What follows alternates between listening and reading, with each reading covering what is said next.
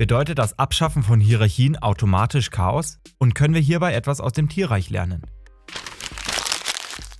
Dem wollen wir in diesem Video nachgehen. Genauer gesagt wollen wir über das Boyd-Prinzip herausfinden, was Vogelschwärme mit organischen Unternehmen verbindet. Doch fangen wir Schritt für Schritt an. Wofür steht eigentlich Boyd? Boyd ist eine Abkürzung für das englische Birdoid Object, also ein vogelähnliches Objekt. Damit wird ein kleinstes Individuum in einem Schwarm beschrieben. In einem Vogelschwarm also ein einzelner Vogel und in Organisationen eben ein einzelner Mitarbeiter. Doch was hat es nun mit dem Boyd-Prinzip auf sich? Um in Computersimulationen Schwärme von zum Beispiel Vögeln oder Fischen zu simulieren, wurden 3 Regeln aufgestellt, nach denen die simulierten Boyds agieren sollten.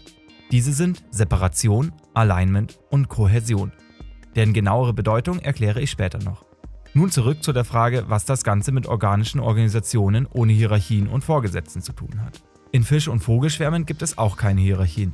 Dennoch schaffen es Millionen von Vögeln jedes Jahr, den kompletten Globus zu überqueren, dabei Hindernisse und Gefahren auszuweichen und als Schwarm zusammenzubleiben.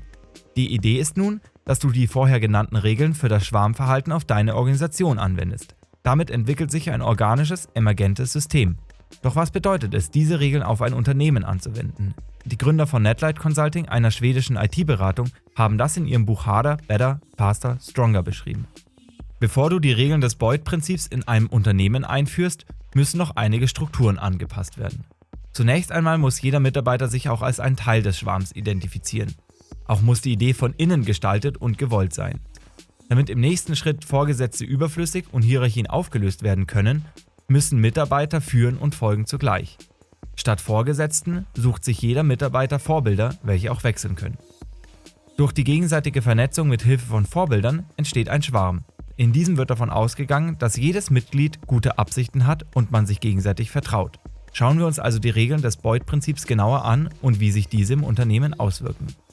Die erste Regel heißt Separation. Das meint, wähle eine Bewegungsrichtung, die einer lokalen Häufung von Boyds, also Individuen, entgegenwirkt. Sie vermeidet im Unternehmen die Bildung von sogenannten Silos oder Silodenken.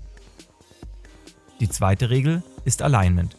Diese schreibt vor, dass du als Individuum eine Richtung wählen sollst, die der mittleren Bewegungsrichtung deiner Nachbarn entspricht. Sie führt dazu, dass das Unternehmen vorankommt und in Bewegung bleibt und nicht jeder in eine komplett andere Richtung läuft. Damit werden gemeinsame Ziele auch gemeinsam erreicht. Zudem wird auch der Fokus von starren Zielen auf die Bewegungsrichtung gelenkt. Die dritte und letzte Regel ist Kohäsion.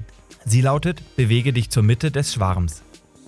Dies sorgt dafür, dass der Schwarm ein Schwarm bleibt und keiner verloren geht.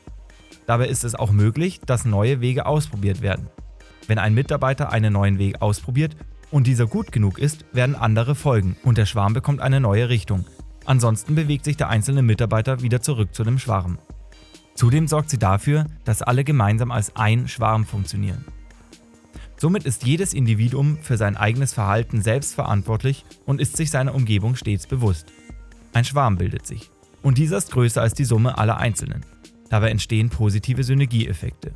Auch wenn die Regeln sehr starr wirken, sind es eher Leitlinien als strikte Vorgaben. Somit bleibt das System lebendig und ist anpassungsfähig. Die Idee, die Prinzipien des Schwarmverhaltens auf eine unternehmerische Organisation anzuwenden, hat mich sehr inspiriert. Netlight Consulting hat genau das gemacht und tatsächlich ist das Unternehmen sehr erfolgreich und hat mit über 1000 Mitarbeitern keinen einzigen Chef oder wie Sie es gerne sagen, jeder ist Chef. Ich weiß, dass das Boyd-Prinzip sehr abstrakt ist und sich sicherlich nicht von heute auf morgen in deiner Organisation etablieren lässt. Dennoch halte ich es für einen sehr wirkungsvollen Gedanken, der sehr viel Energie freisetzen kann. Du musst das Boyd-Prinzip auch nicht gleich in der ganzen Organisation umsetzen. Denn auch auf Teamebene kann die Haltung, die dem Boyd-Prinzip zugrunde liegt, einen guten Rahmen für Selbstorganisation bieten. Du hast Ideen, Anregungen, Feedback oder Themenwünsche? Dann schreib es in die Kommentare. Hat dir das Video gefallen? Dann lass mir doch gerne einen Like da und abonniere meinen Kanal.